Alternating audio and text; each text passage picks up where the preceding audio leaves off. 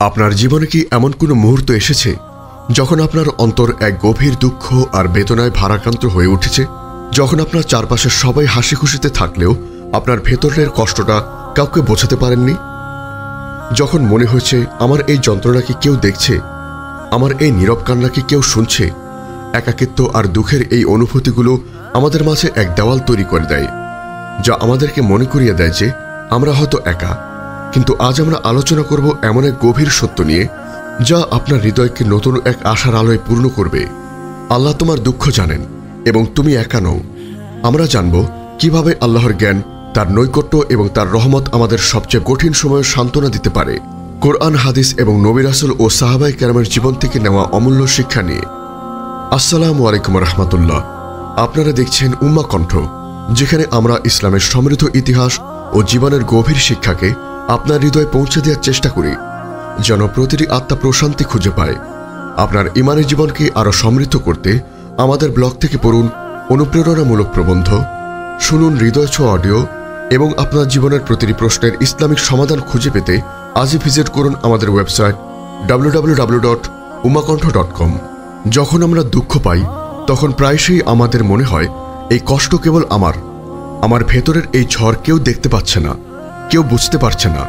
কিন্তু একজন মুমিন হিসাবে আমাদের বিশ্বাস করা উচিত যে এমন এক সত্তা আছেন যিনি আমাদের প্রতিটি নিঃশ্বাস, প্রতিটি কান্নার ফোঁটা এবং প্রতিটি নীরব অভিযোগ সম্পর্কে অবগত। তিনি হলেন আল্লাহ, যিনি আল আলিম অর্থাৎ মহাজ্ঞানী এবং আল বাসির অর্থাৎ সর্বদ্রষ্টা। আল্লাহ তাআলা পবিত্র কোরআনে বলেন, আর তোমরা যাই করো না কেন আল্লাহ সে সম্পর্কে সম্যক অবগত। সূরা হুদ আয়াত 112। অন্য আয়াতে তিনি বলেন, আর আল্লাহ গোপন বিষয় সম্পর্কে সম্যক অবগত। সূরা ইউসুফ আয়াত 20। আপনার মনের গভীরে লুকিয়ে থাকা কষ্ট, আপনার ভেতরের শূন্যতা, এসব কিছুই আল্লাহর কাছে লুকানো নয়। একাকিত্বের সময় আমাদের মনে হয় আমরা এই পৃথিবীতে একা, কিন্তু আল্লাহ তাআলা আমাদেরকে তার নৈকট্যর এক অসাধারণ আশ্বাস দিয়েছেন।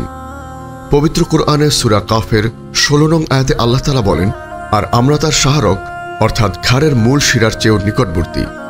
এই আয়াতটি আল্লাহর শারীরিক নৈকট্য নয়, বরং তার জ্ঞান এবং উপস্থিতির এমন এক গভীর সম্পর্ককে নির্দেশ করে যা মানুষের কল্পনারও বাইরে। যখন আপনি নিজেকে সবচেয়ে একা মনে করেছেন, তখন মনে রাখবেন আল্লাহ আপনার খুবই কাছে আছে। তিনি আপনার কষ্ট দেখছেন, আপনার দোয়া শুনছেন এবং আপনার অবস্থা সম্পর্কে সম্পূর্ণ অবগত। আপনার দুঃখের সময় দোয়া হলো আপনার সবচেয়ে বড় অবলম্বন। দোয়া হলো সেই কথোপকথন যা আপনাকে আপনার কষ্ট সরাসরি আল্লাহর কাছে পৌঁছানোর সুযোগ দেয়। আপনার মনের কথা, আপনার যন্ত্রণা, আপনার হতাশা কোনো কিছুই গুছিয়ে বলার প্রয়োজন নেই। আল্লাহর কাছে আপনি আপনার হৃদয়ের ভাষায় কথা বলুন, কারণ তিনি আপনার চোখের ভাষা বোঝেন, আপনার নীরবতার ভাষা বোঝেন এবং আপনার দোয়া আল্লাহর কাছে পৌঁছে যায়। এই দোয়া করাটাই এক প্রকার ইবাদত, যা আপনাকে একাকিত্বের অনুভূতি থেকে মুক্তি দেবে। আল্লাহ তাআলা পবিত্র কোরআনের সূরা বাকারার 186 নং আয়াতে বলেন, আর যখন আমার বান্দারা আমার সম্পর্কে জানতে চায়, নিশ্চয়ই আমি নিকটবর্তী, আমি আহ্বানকারীর ডাকে সাড়া দেই যখন সে আমাকে ডাকে। নবী ইয়াকুব আলাইহিসসালামের ঘটনা আমাদের জন্য এক গভীর সান্ত্বনা। তিনি তার প্রিয় পুত্র ইউসুফ আলাইহিসসালামকে হারানোর পর এতটাই কষ্ট পেয়েছিলেন যে কাঁদতে কাঁদতে তার চোখ সাদা হয়ে গিয়েছিল। তিনি তার দুঃখের কথা কাউকে বলেননি, বরং আল্লাহর কাছে পেশ করেছিলেন। তিনি বলেছিলেন, আমি আমার দুঃখ ও বেদনা আল্লাহর কাছে পেশ করছি। সূরা ইউসুফ আয়াত 86। এই ঘটনা আমাদের শেখায় যে আমাদের দুঃখের আশ্রয়স্থল একমাত্র আল্লাহ।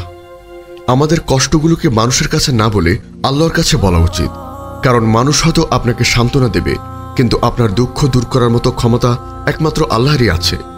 আপনার এই দুঃখ হয়তো আপনার জন্য এক রহমতও হতে পারে। আল্লাহ তাআলা এই দুঃখের মাধ্যমে আপনার গুনাহগুলো ক্ষমা করে দিচ্ছেন এবং আপনাকে তার আরও কাছাকাছি নিয়ে আসছেন। রাসূল সাল্লাল্লাহু আলাইহি ওয়াসাল্লাম বলেছেন, মুমিনের ওপর যে কোনো ক্লান্তি, রোগ, ব্যাধি, দুশ্চিন্তা, দুঃখ, কষ্ট ও পেরেশানি আসে, এমনকি তার গায়ে একটি কাঁটা বিঁধলেও আল্লাহ এর বিনিময়ে তার গুনাহসমূহ ক্ষমা করে দেন। বুখারী, মুসলিম।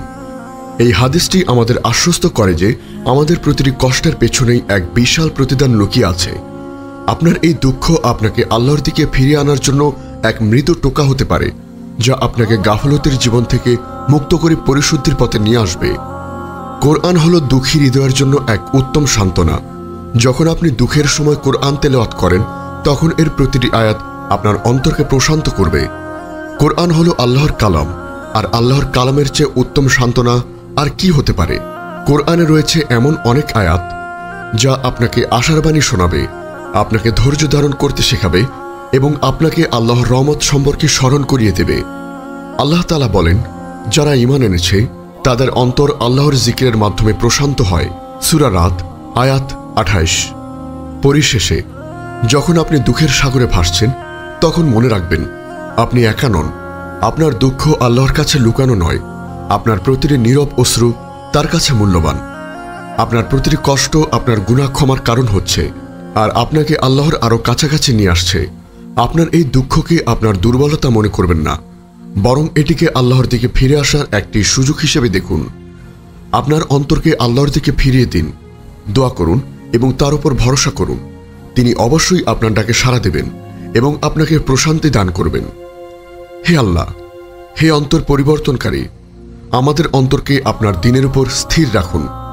আমাদের দুঃখ ও কষ্টগুলোকে আপনার কাছে ফিরে আসার মাধ্যম বানিয়ে দিন। আমাদের অন্তরের গোপন দুঃখগুলোকে আপনি আপনার অসীম রহমত দিয়ে দূর করে দিন এবং আমাদেরকে আপনার নৈকট্য দান করুন। আমিন। আমাদের এই মহৎ বার্তা ছড়িয়ে দিতে এবং ইসলামের আলোকে প্রতিটি হৃদয় পৌঁছে দিতে অনুগ্রহ করে চ্যানেলটি সাবস্ক্রাইব করুন এবং বেল আইকনটি প্রেস করুন। আমাদের ফেসবুক পেজ ফলো করে উম্মাকণ্ঠ পরিবারের একজন সদস্য হয়ে যান। আর আমাদের ইসলামিক ব্লগ ও রিসোর্স পেতে ভিজিট করুন আমাদের ওয়েবসাইট www.ummakontho.com।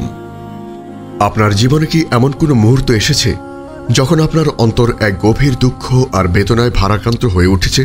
যখন আপনার চারপাশের সবাই হাসি খুশিতে থাকলেও আপনার ভেতরের কষ্টটা কাউকে বোঝাতে পারেননি? যখন মনে হয়েছে আমার এই যন্ত্রণা কি কেউ দেখছে, আমার এই নীরব কান্না কি কেউ শুনছে?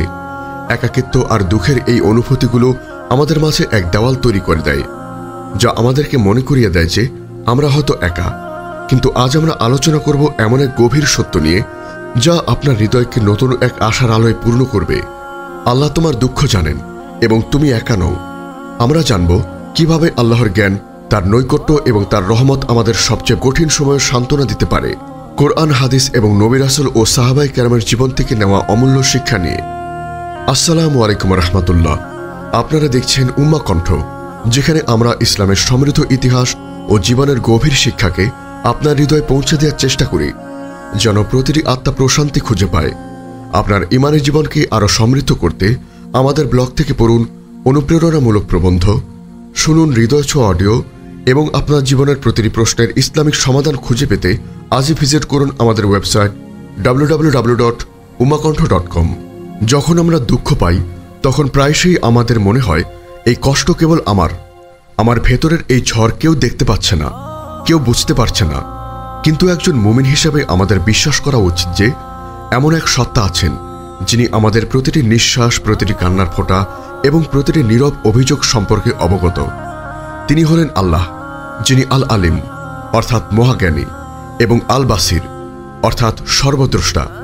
আল্লাহ তাআলা পবিত্র কোরআনে বলেন, আর তোমরা যাই করো না কেন আল্লাহ সে সম্পর্কে সম্যক অবগত।